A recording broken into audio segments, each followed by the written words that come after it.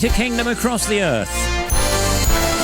It's Radio 2 on the BBC Sounds app on your smart speaker and on 88 to 91 FM.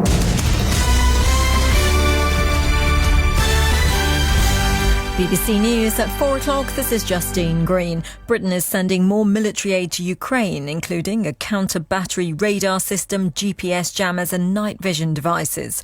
Addressing the Ukrainian MPs via a video link, Boris Johnson said the UK would deliver a further £300 million worth of assistance to help them fight against Russia.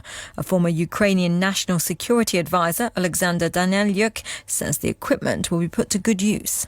We need more artillery, multiple rocket launch systems, counter-artillery systems. Actually, what we were announced that we'll get today from Great Britain and from the United States as well. We're getting the NATO standard equipment, artillery, which will be able to change the tide in this war, provided we'll get enough of it. The UK is to also donate to Ukraine 13 armoured vehicles to evacuate civilians from besieged areas or transport key workers to rebuild vital infrastructure. The Foreign Office said the highly specialised 4x4s were fitted with armour and reinforced glass. President Biden has said that voters in the US will have to defend women's fundamental right to terminate a pregnancy if the Supreme Court overturns a ruling that made abortion legal across the country nearly 50 years ago. The comment came after a leaked court document said each state should be allowed to decide if it wanted to restrict terminations. Mr. Biden said if such a ruling came, it would be up to voters to elect more pro-choice representatives. Professor Scott Lucas from the University of Birmingham says Conservative justices are pushing their agenda.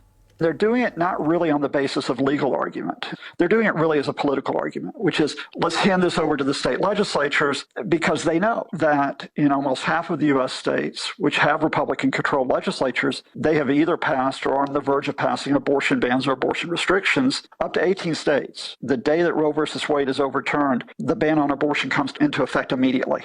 The energy company BP says its underlying profit in the first 3 months of this year was about £5 billion, more than twice the sum it reported a year ago. But the firm also made a loss of more than £20 billion because it's written off its stake in a Russian oil company. There have been calls for a windfall tax on energy companies' profits, but the economist Nick Butler says that would reduce BP's investment in Britain's energy security.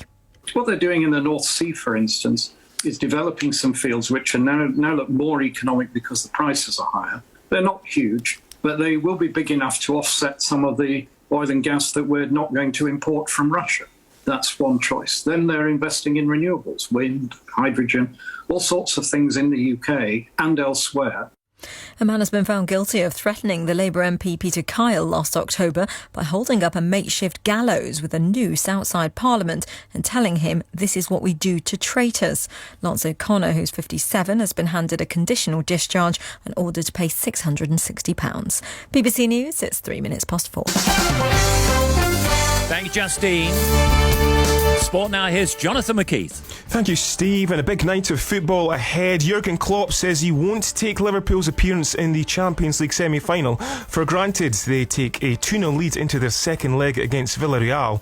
It's also worth mentioning the rain in Spain at the moment is torrential. Worth checking out on social media if you can. Huge night too in the Championship this evening as it's second versus third. Bournemouth take on Nottingham Forest. A win for Bournemouth will see them promoted to the Premier League. Anything less and it will go to the final game of the season on Saturday. Ben Stokes hopes the ups and downs of his England career will help make him a success of the Test captaincy.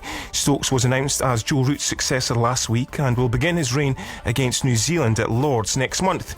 The Durham all-rounder says all his past experiences are positive in the new role. And Reach for the Moon, owned by the Queen, is to miss next month's derby at Epsom, which is part of Her Majesty's Platinum Jubilee on the 4th of June. Thank you.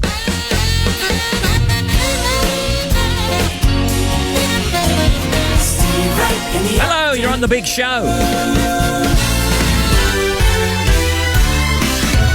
Listen live on the BBC Sounds app.